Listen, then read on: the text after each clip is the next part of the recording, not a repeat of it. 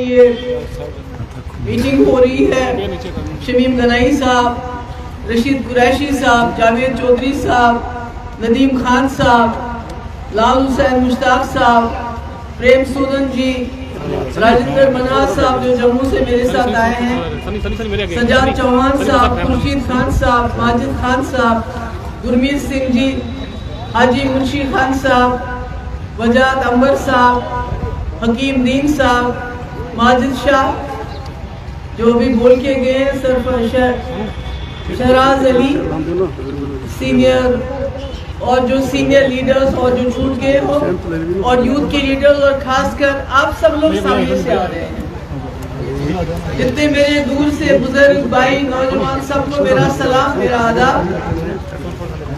مفتی صاحب کو راجوری پونچھ بہت پیارا تھا اور آج مجھے آپ لوگوں کی چہروں پہ مایوسی نظر آ رہی ہے اور مجھے بہت تکلیف ہو رہی ہے، یقین مانیے۔ آپ لوگ مایوس لگ رہے ہیں، خاموش لگ رہے ہیں، لگتا ہے کہ بہت بڑا بوجھ آپ کے کاندھوں پہ ہے، مشکل میں لگ رہے ہیں۔ تو میرے پاس ایسے کوئی الفاظ نہیں ہے جو کہہ کے میں آپ کے دل کا یہ جو تکلیف ہے، جو درد ہے، اس کو کم کر سکوں، پر اتنا ضرور کہوں گی، اللہ تعالیٰ فرماتے ہیں کہ جو امید کا دامن چھوڑتا ہے، نا امیدی کفر ہے، اس لیے نا امید نہیں ہونا چاہیے۔ یہ وقت بھی نہیں رہے گا، رات چاہے کتنی لمبی ہو اس کو گزرنا ہوتا ہے، صبح کا سورج آ جاتا ہے، اس لیے مایوسی چھوڑ دیجیے۔ آپ کی مشکلات کا مجھے اندازہ ہے، خاص کر جو نوجوان ہیں ان کے ساتھ کیا ہو رہا ہے اس وقت مجھے معلوم ہے۔ سرکاری نوکریاں بہت کم ہیں، جو ہے اس میں دھاندلیاں ہوتی ہیں، بچے تیاری کرتے ہیں، محنت کرتے ہیں، پڑھتے ہیں، لکھتے ہیں، امتحان دیتے ہیں، یہ سوچ کے کہ نوکری ملے گی، بوڑھے ماں باپ کی دیکھ بھال کریں گے تو پتہ چلتا ہے کہ پیپر لیک ہو گیا۔ اور پیپر لیک کرنے والے کون ہوتے ہیں؟ وہ کمپنی جو بلیک لسٹ کی گئی ہے باہر پر، پھر بھی اسی کو ٹھیکہ دیتے ہیں۔ تو کہیں نہ کہیں ہمیں لگتا ہے کچھ چیزیں جان بوجھ کے کی جاتی ہیں، یہ کوئی ایسے ویسے نہیں ہوتا ہے، جان بوجھ کے کی جاتی ہے۔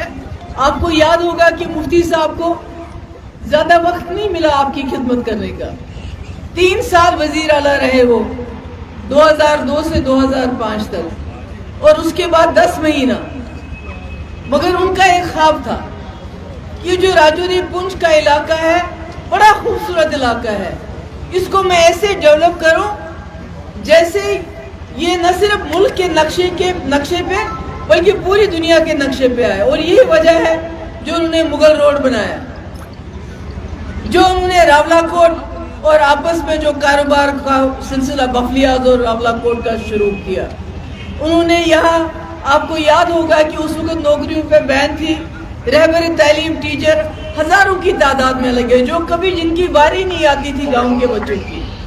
اس لیے ہم نے تو کوشش کی، مگر بدقسمتی سے آج پورے ملک کے حالات بگڑ رہے ہیں۔ جس وقت ہمارا 370 توڑا گیا، اس وقت آئین کو ایک طرف رکھ کے ہمارا 370 ختم کیا گیا، اور بدقسمتی کے سے جو ملک کے تمام پارٹیاں تھی وہ دیکھتی رہ گئی، کسی نے اف نہیں کی، کسی نے کہا بہت اچھا کیا، کسی نے کہا برا ہوا، مگر اب کیا کریں۔ اور جب جموں کشمیر کو جیل میں تبدیل کیا گیا، وہاں کے لیڈروں کو جیل میں بند کیا گیا، تو پھر سے ملک میں جو لیڈرشپ تھی انہوں نے آواز نہیں اٹھائی، دبے دبے لفظوں میں کہا جی ایسا نہیں ہونا چاہیے تھا۔ آج میں بار بار کہتی ہوں کہ جموں کشمیر کو لیبارٹری بنایا گیا ہے، ایک تجربہ کا بنایا گیا ہے، جہاں پہلے تجربہ کیا جاتا ہے پھر وہی تجربہ ملک میں دہرایا جاتا ہے۔ آج 2019 جب ہم لوگوں کو قید کیا گیا تھا، جیل میں ڈالا گیا تھا، آج پورے ملک میں اپوزیشن کے لیڈروں کو جیل میں ڈال رہے ہیں۔ آج کون بات کرے گا؟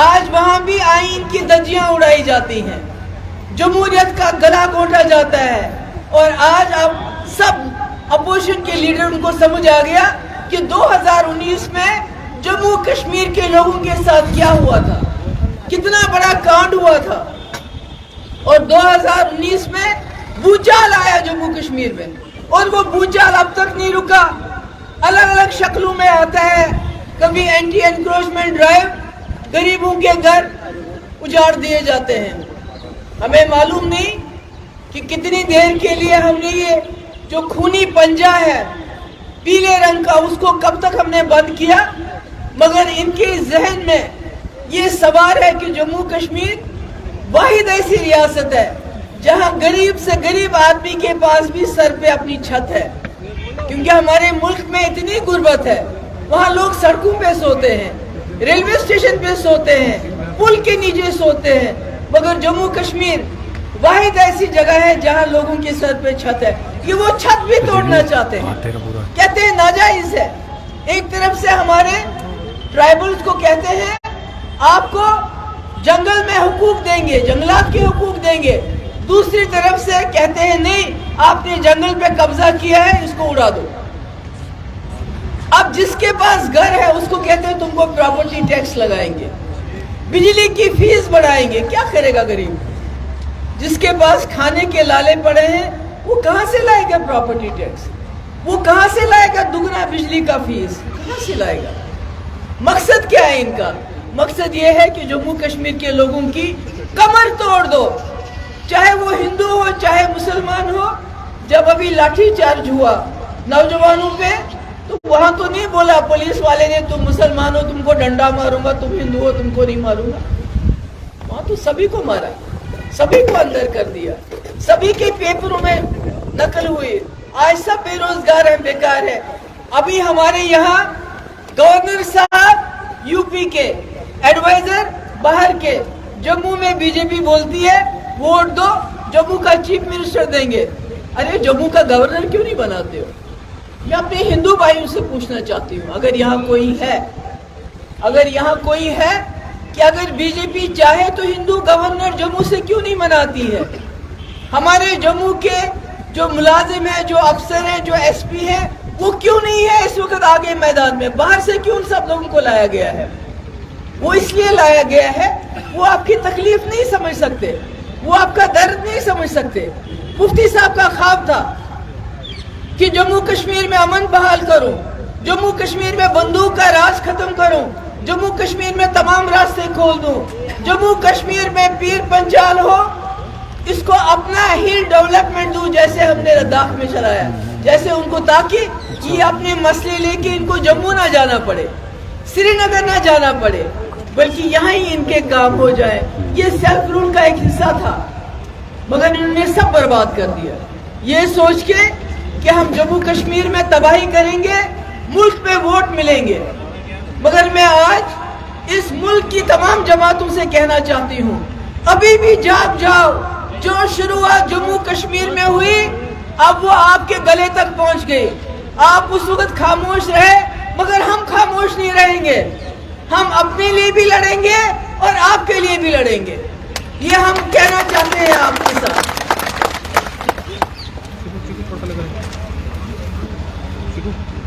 یہاں سب کچھ باہر کے لوگوں کو دیا جاتا ہے، ہماری زمین اس کو یہاں کے لوگوں کو کھدیڑا جاتا ہے، باہر کے لوگوں کو بولا جاتا ہے آؤ کارخانے۔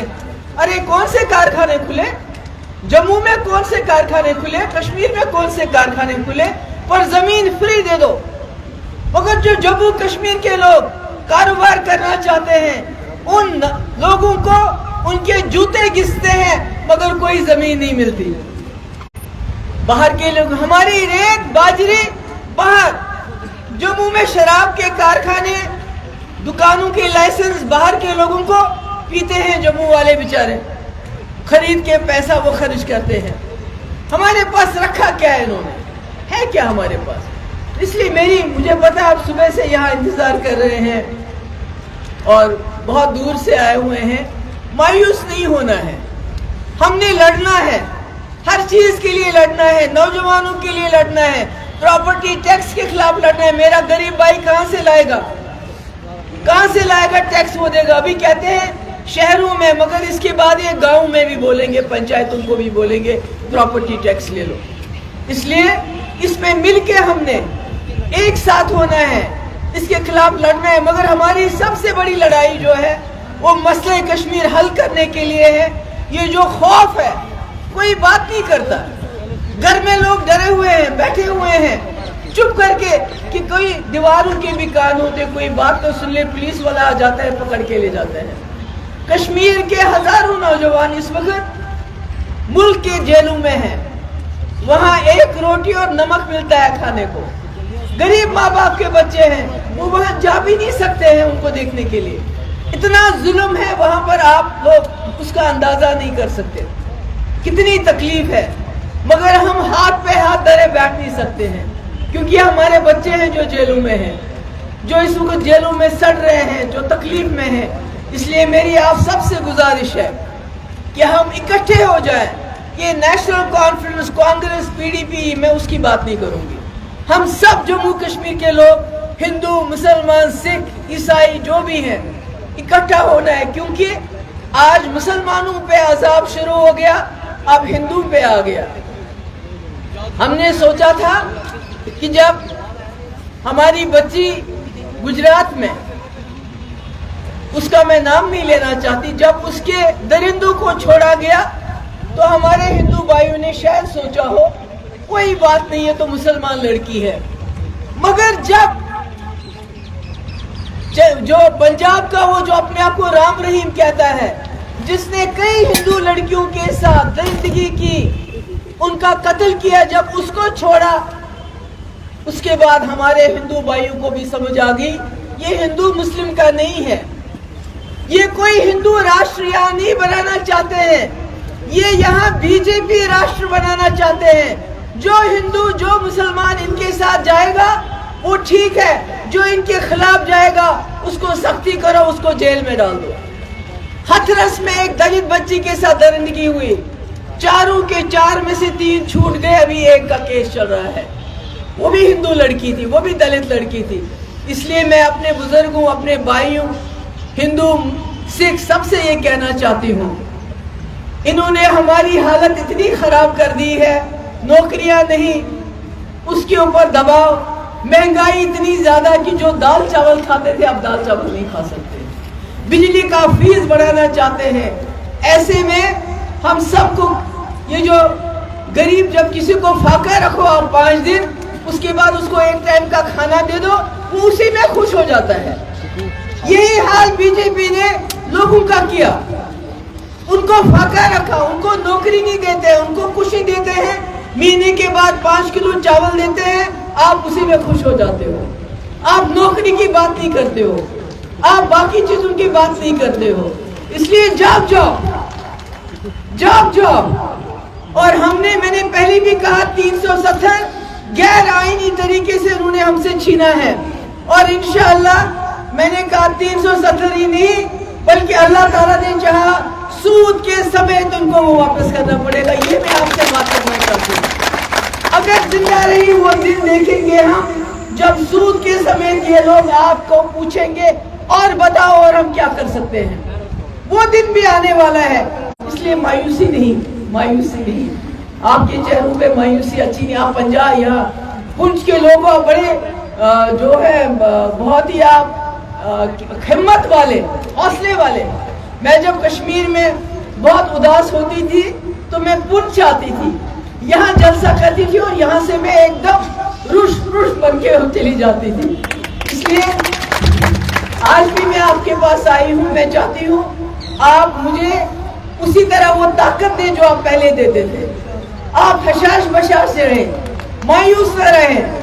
इंशाअल्लाह ये दिन, ये रात नहीं रहेगी, ये रात जाएगी, नया दिन आएगा। मैं यहाँ सबकी जो मुस्लिमीन है